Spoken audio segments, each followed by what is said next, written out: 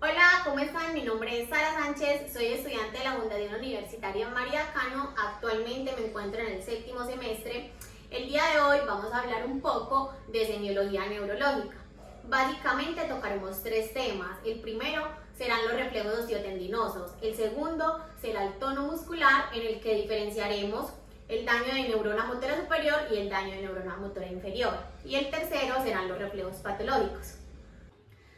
Daremos inicio con los reflejos osteotendinosos. El reflejo osteotendinoso es una contracción muscular involuntaria e inmediata que se adquiere al percutir con el martillo de reflejos en el centro del tendón. Para obtener un buen resultado, la musculatura evaluar debe estar completamente relajada. De esta manera, vamos a obtener un reflejo osteotendinoso adecuado. Básicamente, vamos a evaluar 5 reflejos osteotendinosos. El primero sería el bicipital, el tricipital, el estiloradial, el rotuliano y el aquiliano. Estaremos evaluando con este martillo de reflejos, que básicamente cumple 3 funciones. La primera sería la percusión para obtener el reflejo osteotendinoso con alguna de estas dos cabezas. La segunda sería evaluar la sensibilidad profunda por medio del punzón. Y la tercera, evaluar la sensibilidad superficial con la escobilla que se encuentra en la parte de abajo del martillo. Los reflejos osteotendinosos los estaremos calificando con la escala de cruces. 0 significa arreflexia. Esto quiere decir que hay una ausencia total del reflejo osteotendinoso. Una cruz significa hiporreflexia. ¿Qué quiere decir la hiporreflexia? Hay una reducción del reflejo osteotendinoso. Comúnmente se dan patologías como lo es el síndrome de Down o un daño de neurona motora inferior como es el Guillain-Barré. 2 más es normoreflexia. El reflejo está activo y se espera obtener una normoreflexia en pacientes que no tienen como base algún tipo de patología. 3 cruces significa hiperreflexia. Hay un ligero aumento del reflejo osteotendinoso. Comúnmente encontramos la hiperreflexia en daño de neurona motora superior y en patologías como la parálisis cerebral infantil. Y por último tenemos el clonus, que se califica con 4 cruces. El clonus ya es un reflejo marcadamente hiperactivo y también se da por daño de neurona motora superior. A continuación evaluaremos los reflejos osteotendinosos de miembro superior, el bicipital, el tricipital y el estiloradial. En esta ocasión la usuaria se encuentra en posición sedente. Se recomienda, si el usuario tiene una patología de base, que esté en colchonetas en el suelo y en posición de cúbito supino. Iniciaremos con una movilización articular de la articulación del codo, realizando flexo-extensión y palpando el tendón bicipital. Posteriormente se le pide al usuario que relaje toda la extremidad, relájala y se percute con un golpe seco en el tendón bicipital. Reflejo tricipital. Se realiza flexo-extensión de codo, relaja, relaja.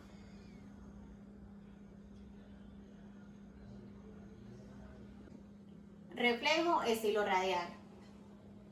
Se palpa el tendón, se ubica y se percute. A continuación evaluaremos los reflejos osteotendinosos de miembros inferiores. Empezamos con el rotuliano. Debemos de hacer una flexoextensión de rodilla, palpamos el tendón, al encontrarlo, relaja, relaja, se percute en seco. Para evaluar el reflejo aquiliano, la usuaria se encontrará en arrodillado alto. En caso de no poder realizarlo, en posición de cúbito prono o de cúbito supino. Debemos de palpar el tendón. Al encontrarlo, percutimos.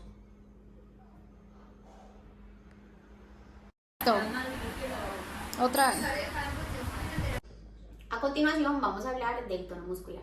El tono muscular es una contracción muscular sostenida en la cual existe un perfecto balance entre la musculatura agonista y la antagonista. Con respecto al tono muscular, a nivel del sistema nervioso central existen algunos reguladores. A grosso modo vamos a mencionar algunos. La vía reticuloespinal y la vía vestibuloespinal son facilitadoras del tono muscular y la vía piramidal es una inhibidora.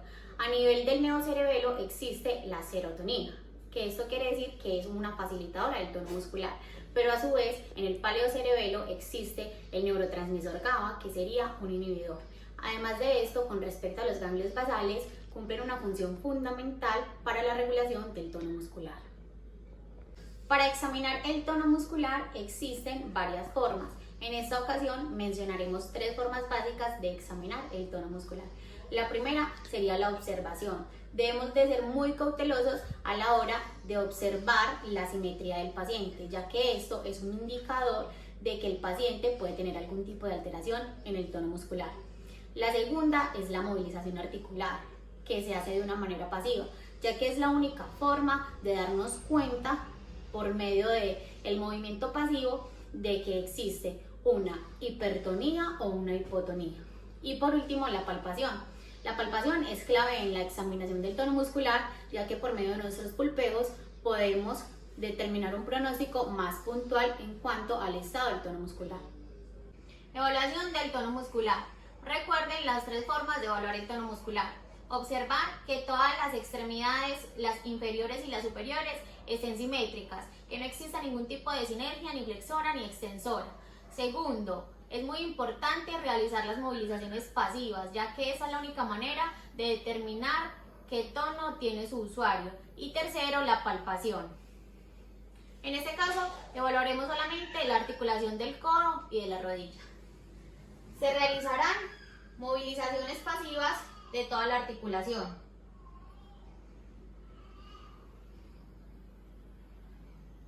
Palpando sobre todo la inserción del tendón. Recuerden que el tono muscular se evalúa con la escala de Ashworth modificada para espasticidad y con la escala de Campbell para hipotónicos. En este caso vamos a evaluar la articulación de la rodilla. Realizaremos movimientos pasivos en todo el arco de movimiento y se debe de observar si durante el movimiento se presenta alguna restricción o por lo contrario algún tipo de hipotonía. Nos enfocaremos básicamente en 2 alteraciones del tono muscular. La primera sería la espasticidad y la segunda la hipotonía. La espasticidad se define como la contracción sostenida del agonista que no permite que el antagonista se relaje. La espasticidad la calificamos con la siguiente escala, es la escala de Ashworth modificada. 0 sería sin incremento del tono muscular. 1, un ligero aumento del tono muscular. Se presenta una resistencia mínima al finalizar el arco del movimiento. 1 más sería un ligero aumento del tono muscular en menos de la mitad del arco de movimiento. 2 sería un aumento del tono muscular a lo largo del movimiento muscular. 3 sería un aumento considerado y el movimiento resulta complicado al realizarse. Y por último, 4, que la parte afectada se encuentra rígida. Cuando decimos rígida es que hay tanto contracción del músculo agonista como del antagonista. Esto se califica con el fenómeno neuromuscular de tubo de plomo. Algo importante y clave al resaltar el paciente que presenta espasticidad es igual a daño de neurona motora superior, lo que significa que con respecto a los reflejos osteotendinosos se encontrarán aumentados, lo que da una hiperreflexia. Además de esto, encontraremos presentes los reflejos patológicos. Cabe resaltar de que la escala de Ashworth modificada se evalúa pasivamente. Para calificar la hipotonía se utiliza la escala de Campbell. La escala de Campbell se califica de 0 a -3. 0 es normal, significa que hay un rápido ajuste postural durante el movimiento. -1 sería una hipotonía leve. Eso quiere decir que hay una interferencia entre las contracciones musculares. -2 sería una hipotonía moderada. El tono muscular está disminuido, sobre todo en la musculatura axial y proximal. Esto significa que también hay una disminución en cuanto a mantener una postura por un determinado tiempo. Y -3 sería una hipotonía severa, que en este caso ya existe una inhabilidad para mantenerse en contra de la gravedad. Es importante tener en cuenta que cuando hablamos de hipotonía se refiere a un daño a nivel del cerebelo o un daño de neurona motora inferior. Siempre estos síndromes reflejan una hipotonía. Además de esto, en la hipotonía encontraremos una hiporreflexia y existe una ausencia de los reflejos patológicos. Por último, evaluaremos los reflejos patológicos. Debemos de tener en cuenta que los reflejos patológicos solamente aparecen cuando hay daño de neurona motora superior. Recuerden que hay algunas claves para determinar el daño de neurona motora superior y de neurona motora inferior. En este caso existen tres grandes grupos: Babinski, Hoffman y Clonus.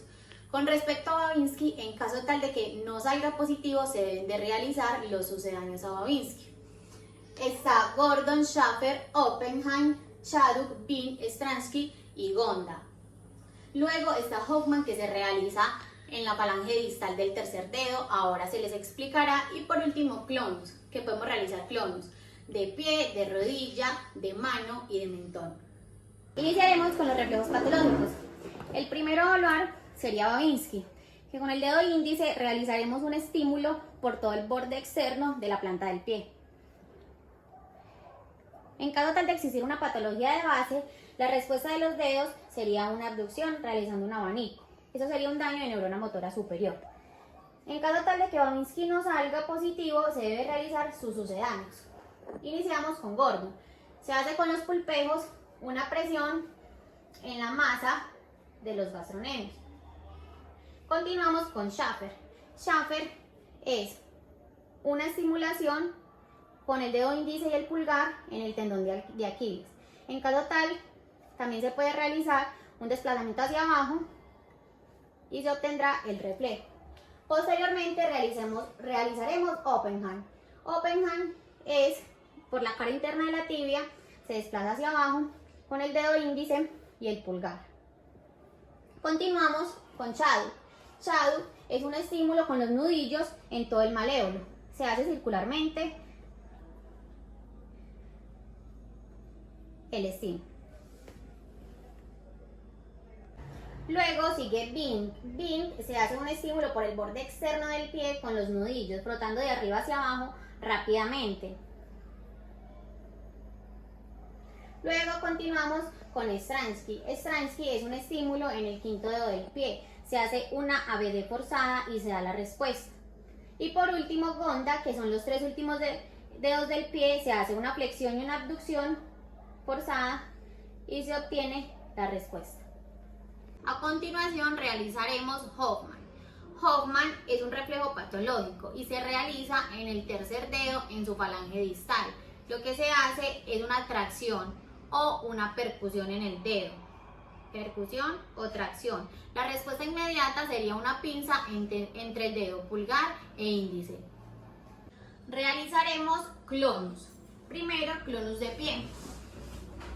Se debe de posicionar de esta forma y con la zona tenar de nuestra mano se hace un golpeteo y la reacción sería una flexoextensión de pie hiperactiva. Posteriormente también se puede realizar Clonus de rodilla. Lo que hacemos con el Clonus de rodilla es descender la rótula hacia abajo y se obtendrá la reacción hiperactiva del movimiento rotuliano. Se hace de esta manera. Simplemente se desplaza la rótula hacia abajo. Porque veamos, aquí vamos, en el orden que vamos en esto. También está el Clonus de mano. Lo que se hace es, con la zona hipotenar, se hace el estímulo hacia arriba e inmediatamente se va a obtener el movimiento repetitivo de flexoextensión de muñeca. Por último está el reflejo de Clonus de mentón. Lo que hacemos es algo muy parecido a la rótula y es descender el mentón hacia abajo. Se desciende y se va a obtener el Clonus de mentón.